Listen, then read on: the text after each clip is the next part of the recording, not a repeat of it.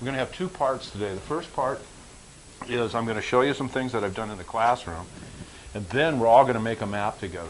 I think you can tap into your kids' curiosity, and the way that, and I'll show you some examples of this, is asking geographic questions. And a lot of the kids don't even know what a geographic question is. You might have to coach them in that.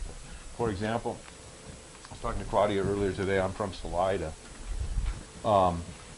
And I found out that if you are from Salida, 30% of anyone who is from Salida has ancestors from this little place in Italy called Lago, Italy. And a man from Lago wrote this really good short book on it, and so he calls them Logarites. So I went to Italy, and I went to see my great-grandparents' grave, and I went into the cemetery, and it looked like a phone book from Salida. I said, I know all these people. No, not really, they're all dead, but I knew all these people's names. And then I started doing some geographic messing around. I took a globe and spun it around. I said, boy, that's pretty close in latitude. So I checked the latitude out, and the difference between Lago, Italy, and Salida, Colorado, is 0.78 degrees. So Salida is 53 miles farther south than Lago. And so for me, personal thing, that's a great geographic question. How did that happen? But anyway, those are the kind of things that I think that you can get your kids to get involved with GIS. So I taught social studies and English for 20 years, and what I tell everybody is I kind of clawed my way up into teaching GIS. I'd like to say that I have had lots of success and that the kids really, really liked it. So for example, this young man, he and his father liked to birdwatch. So I gave them the GPS unit. They went out into the world. This is Lafayette, Colorado, and they went over by this lake called Wanaka Lake. You know right where it is, okay? And they spent the day, May 7, 2006, and they spotted a bald eagle here, and they spotted a ferruginous hawk here, and they spotted a Swainson's hawk here. So if you look at this map as kind of a individual project for a student, look at what that student had to do. I'll go through it all. That student had to organize himself, get out into the field somewhere, have binoculars, have a bird book. Of course, he brought his father, who's an expert, so, but you know, it was something that really interested him. Spend enough time in order to find them here, and then use the GPS unit to get the coordinates of where those birds were spotted. So they say, well, you know, big deal. These are over on the eastern side. This is the most common hawk. This one's fairly common. You know, big deal. So what? Well, what happened is he learned how to take geographic data and put it into a map. So when I say that, this map would not have been any good had he not been able to do some math and so forth. There you go. And so he had to come up with this table. So he has the sites where the ferruginous, the bald, the Swainson is, then his latitude and longitude, and then put that into the map. Okay? And by putting it into the map, then he has created something. Where do you think that he could use that in the real world? With you science teachers. Do we have any science teachers? Yeah. Nesting areas. The Colorado Division of Wildlife has maps all over the place of nesting areas of bald eagles and so forth. All right? So it's a good skill for him to learn.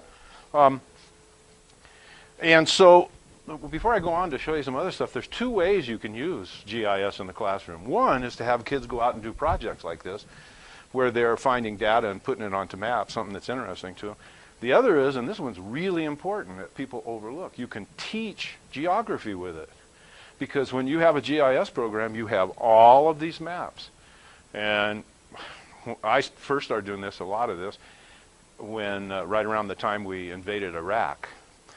And so the kids came up with, I don't know where they got it from, the news or something, they said, why does the United States go to war?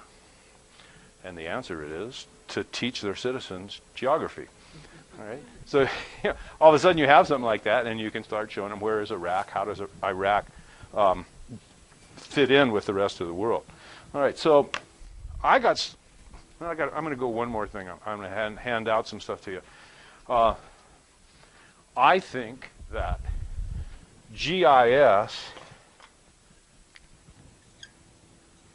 is to 2010 as word processing was to 1980. I think that's a direct relationship.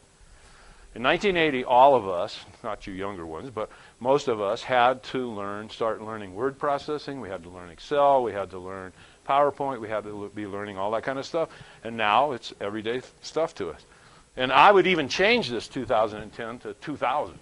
I think that nowadays we need to be teaching GIS to our kids.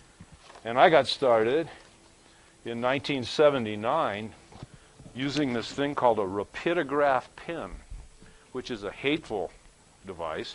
It mostly plugs up. Has anybody ever used one? So you know how you have to clean them and all that. I hated all that kind of stuff. So these maps that I'm handing out to you are GIS, but they didn't call it GIS back then. Called it cartography or whatever. Did they call it GIS? No, they didn't. Okay.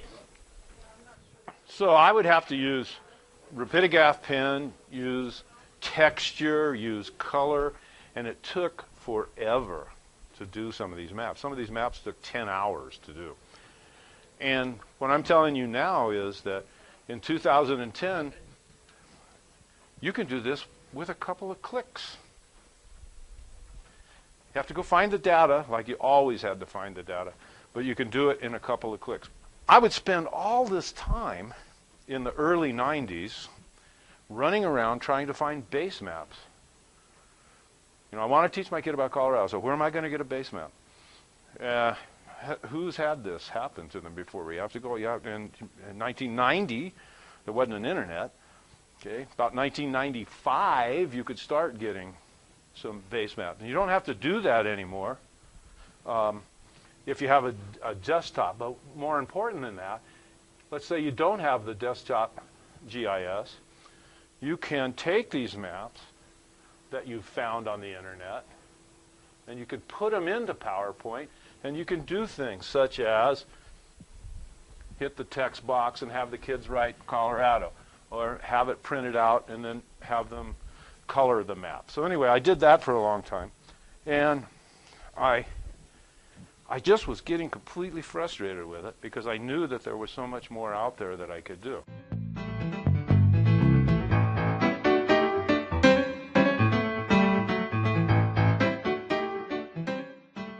So what I did was I got this book right here, and I can't emphasize enough how valuable this was to me in my classroom. With this book, I got to jump off into the real world of GIS and start teaching my children not only how to gather data and so forth, but how to use this modern technology.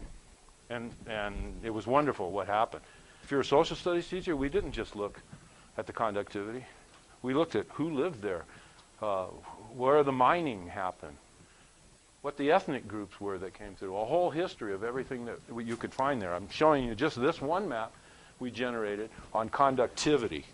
And in this one, we helped 4 farmers design their land. And I'm going to show you how this is both social studies and science. Okay, so this is done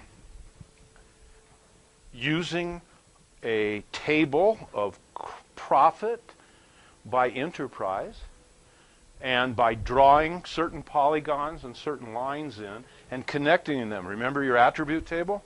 This has an attribute table assigned to it. So alfalfa, she could only make $1,700 on all that alfalfa.